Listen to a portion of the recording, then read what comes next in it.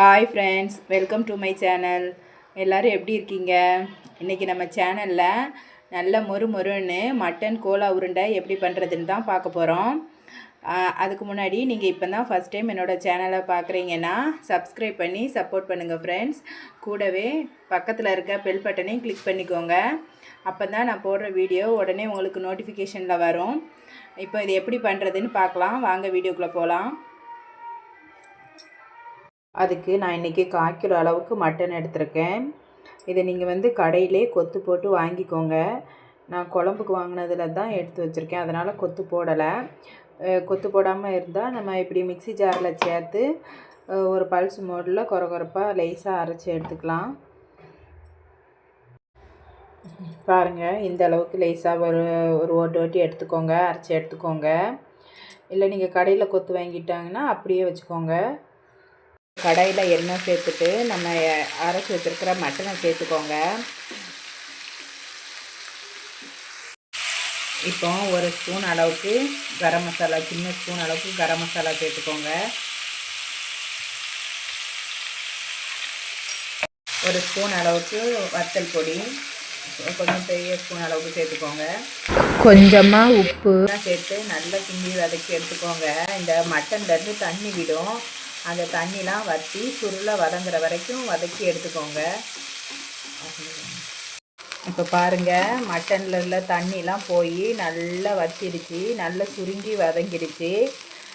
இந்த ஸ்டேஜில் அடுப்பை ஆஃப் பண்ணிவிட்டு கொஞ்சம் நேரம் ஆற வச்சுருங்க. இப்போது நம்ம ஃப்ரை பண்ணி வச்சுருக்கிற மட்டன் நல்லா ஆறிடுச்சு. இதை ஒரு மிக்ஸி ஜாரில் சேர்த்து அரைச்சி எடுத்துக்கலாம் நைஸாக. பாருங்கள், மட்டனை இந்த அளவுக்கு நல்லா அரைச்சி எடுத்துக்கோங்க. ஒரு பல்ஸ் மோடில் விட்டு கொரகொரப்பாக அரைச்சி எடுத்துக்கோங்க. ஒரு மிக்ஸி ஜாரில் கொஞ்சமாக சோம்பு, ஒரு 5-6 முந்திரி, ஒரு பச்சை மிளகாய், இதெல்லாம் சேர்த்து கொஞ்சம் கோர்ஸாக அரைச்சி எடுத்துக்கலாம். ஃபஸ்ட்டு இந்த அளவுக்கு அரைச்சி எடுத்துக்கோங்க. அரைச்சி எடுத்துகிட்டு இது கூட கொஞ்சமாக வெங்காயம் சேர்த்து ஒரு சின்ன மீடியம் சைஸ் பல்லாரி எடுத்திருக்கேன், அதையும் சேர்த்து லைட்டாக அரைச்சி எடுத்துக்கோங்க. அடுத்ததாக ஒரு மிக்ஸி ஜாரில் ஒரு 1/4 கப் அளவுக்கு பொட்டுக்கடலை எடுத்திருக்கேன். இதை நல்லா அரைச்சி எடுத்துக்கலாம். இங்கே பாருங்கள், மட்டன் எல்லாம் தனியாக ஒரு பாத்திரத்தில் சேர்த்தாச்சு. இப்போ இது கூட நம்ம முந்திரி பெருஞ்சீரகம்லாம் போட்டு அரைச்சோம்ல, அந்த பேஸ்ட்டு சேர்த்துக்கோங்க. கொஞ்சமாக உப்பு போட்டுக்கோங்க. நம்ம ஏற்கனவே மட்டனை ஃப்ரை பண்ணும்போதும் போட்டிருக்கோம். அப்புறமா இது கூட நம்ம அரைச்சி வச்சுருக்கோம்ல பொட்டுக்கடல மாவு, அதை சேர்த்துக்கோங்க.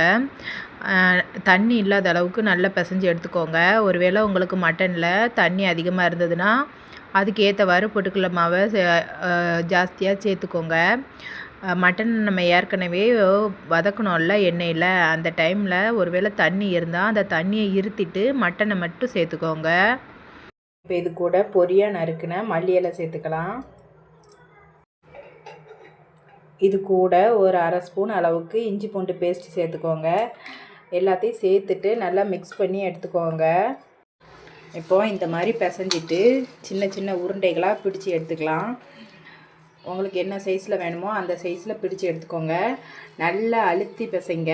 இந்த விரிசல்லாம் விழக்கூடாது. இந்த விரிசல் விழுந்தால் எண்ணெயில் போட்டு எடுக்கும்போது விரிஞ்சிரும். அந்த விரிசல் இல்லாத அளவுக்கு நல்லா அழுத்தி உருட்டி எடுங்க. வரலைன்னா கொஞ்சம் கூட பொட்டுக்கடலை மாவு சேர்த்துக்கோங்க. பாருங்கள், இந்த அளவுக்கு எல்லா உருண்டைகளையும் உருட்டி எடுத்துக்கலாம். இந்த பாருங்கள், எல்லா உருண்டையும் இந்த மாதிரி உருட்டி எடுத்துக்கோங்க. இப்போ பாருங்கள், எண்ணெய் நல்லா காஞ்சிடுச்சு. இப்போ நம்ம ஒவ்வொரு உருண்டைகளாக போட்டு பொரித்து எடுத்துடலாம்.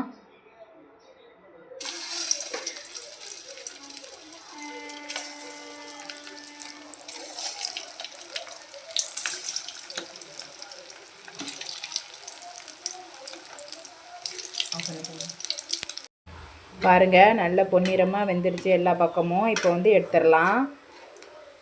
அடுத்து இருக்கிற உருண்டைகளையும் இதே மாதிரி போட்டு பொரித்து எடுத்துக்கலாம். அவ்வளோதான் ஃப்ரெண்ட்ஸ், நம்மளோட மட்டன் கோலா உருண்டை அழகாக ரெடி ஆயிடுச்சு. இதை ஒரு டொமேட்டோ கெச்சப் வச்சு சர்வ் பண்ணிங்கன்னா சூப்பராக டேஸ்ட்டாக இருக்கும். இந்த மாதிரி கோலா உருண்டை, கட்லெட்டு அதெல்லாம் அடிக்கடி கடையில் வாங்கி கொடுக்காம நீங்களே வீட்டில் செஞ்சு கொடுங்க. நீங்களும் இதே மாதிரி ட்ரை பண்ணி பார்த்துட்டு எப்படி வந்ததுன்னு கமெண்டில் சொல்லுங்கள் ஃப்ரெண்ட்ஸ். என்னோடய வீடியோ உங்களுக்கு பிடிச்சிருக்குன்னு நம்புகிறேன். என்னோடய வீடியோ பிடிச்சிருந்ததுன்னா லைக் பண்ணுங்கள், ஷேர் பண்ணுங்கள், கமெண்ட் பண்ணுங்கள். வேறு ஒரு இன்ட்ரெஸ்டிங்கான வீடியோவில் பார்க்கலாம். பாய்.